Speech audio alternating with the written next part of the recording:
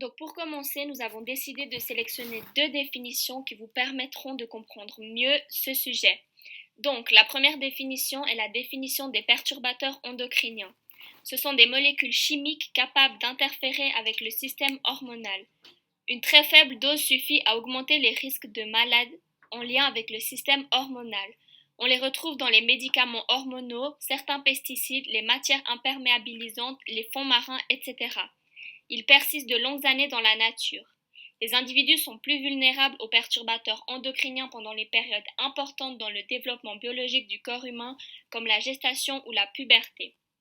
Et justement, la deuxième définition est la puberté. Donc la puberté, c'est une période de transition chez les mammifères, le passage de l'enfant à l'adolescent chez l'être humain. Il est caractérisé par le développement des organes sexuels, la production d'hormones sexuelles entraînant des changements physiques et comportementaux.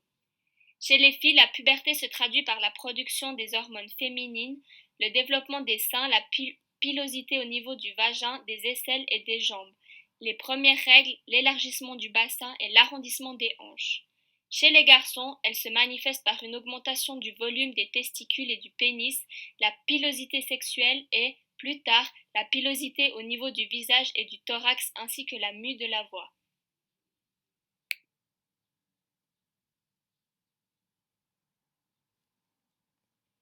Pour ce qui est de la suite, nous avons sélectionné une problématique qui est quel impact ont les perturbateurs endocriniens sur la puberté d'un adolescent. Et c'est basé sur cette question, cette problématique, que nous allons poursuivre notre travail.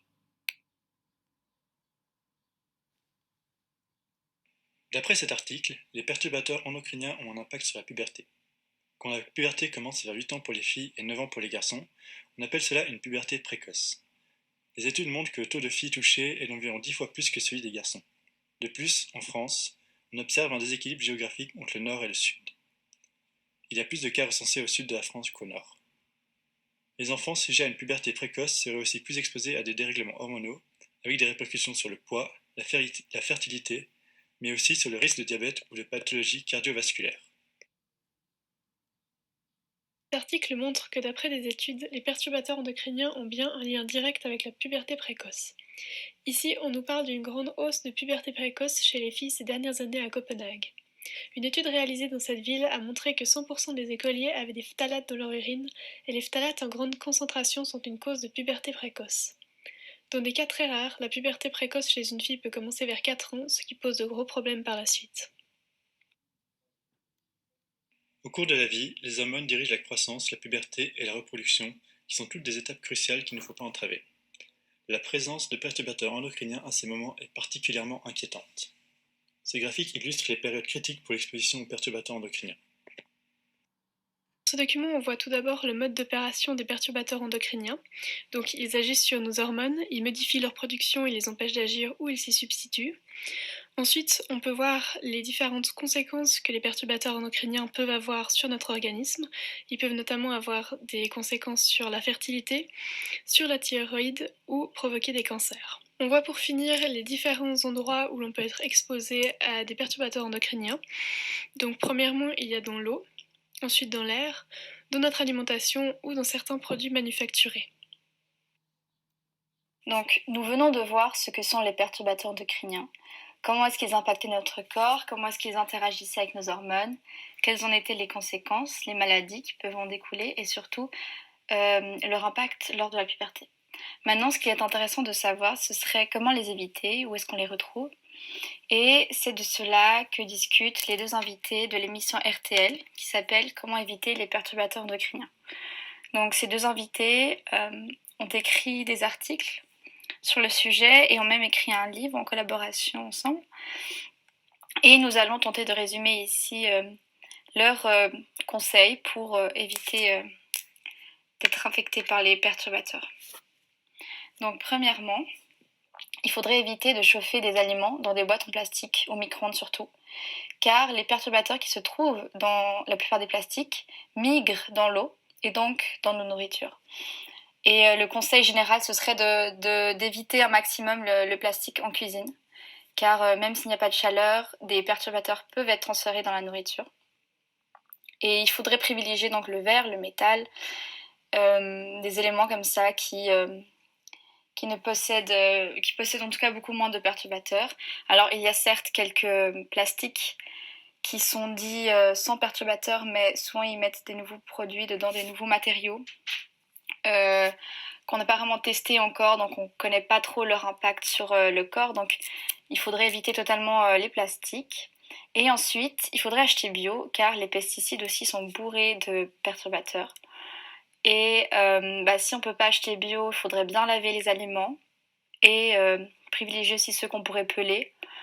Et il y a certains aliments aussi comme les poivrons par exemple qui absorbent énormément de pesticides, donc il faudrait se renseigner un peu par rapport à ça et puis éviter le plus possible les aliments pas bio.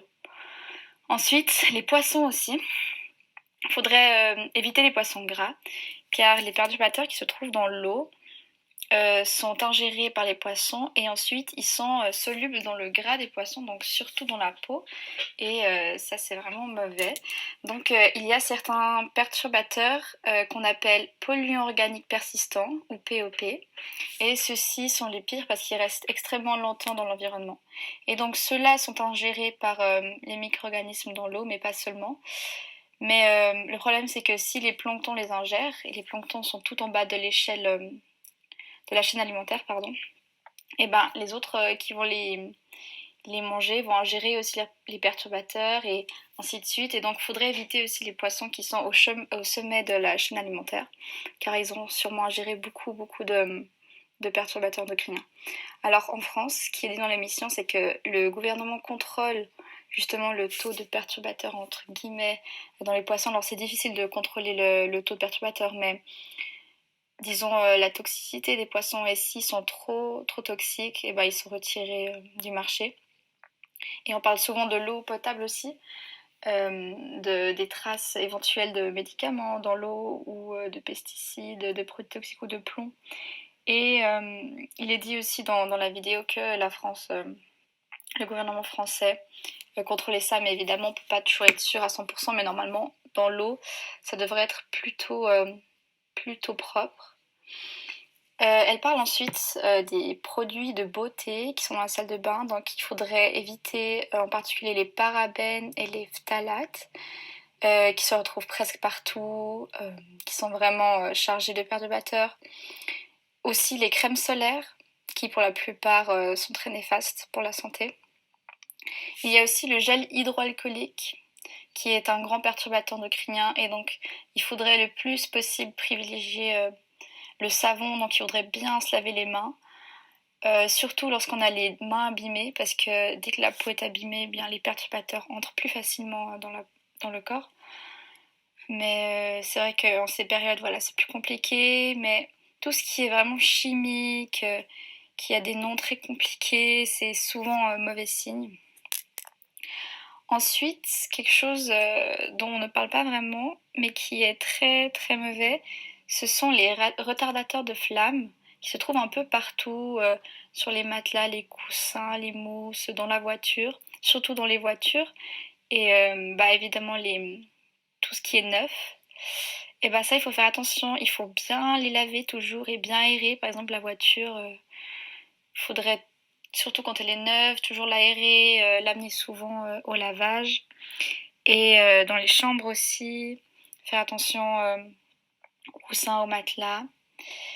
Et aérer parce que les perturbateurs se retrouvent dans l'air. Et donc il suffit d'ouvrir la fenêtre 5 minutes et ça fait partir la plupart des poussières qui contiennent ces perturbateurs. Un autre élément, ce sont les appareils électroniques qui sont en veille. Parce que lorsque ces appareils Hi-Fi chauffent, ils libèrent beaucoup de perturbateurs. Donc bien les éteindre, faire attention à ça. Jeter aussi les poêles qui sont rayées, qui sont trop vieilles, parce que du coup elles libèrent des produits toxiques et surtout des perturbateurs qui se retrouvent dans nos aliments. Et au final, éviter aussi les parfums d'intérieur, les produits ménagers extrêmement toxiques qu'on pourrait remplacer par des alternatives 100% naturelles, comme là elle donne l'exemple d'un peu d'eau chaude avec du bicarbonate de soude et du vinaigre blanc. Et ça fait l'affaire, et sur internet il y a beaucoup d'alternatives à ça. Et donc au final, retourner à la simplicité, éviter le plus possible la chimie, aller un peu dans une perspective plus écologique aussi, car du coup c'est beaucoup moins néfaste pour l'environnement et pour nous-mêmes. Et si on fait un petit effort chacun à notre échelle, eh ben, on peut grandement diminuer ces perturbateurs. Donc évidemment, on ne peut pas complètement les éliminer et ce n'est pas parce qu'il y a des perturbateurs dans notre environnement que nous allons forcément tomber malades.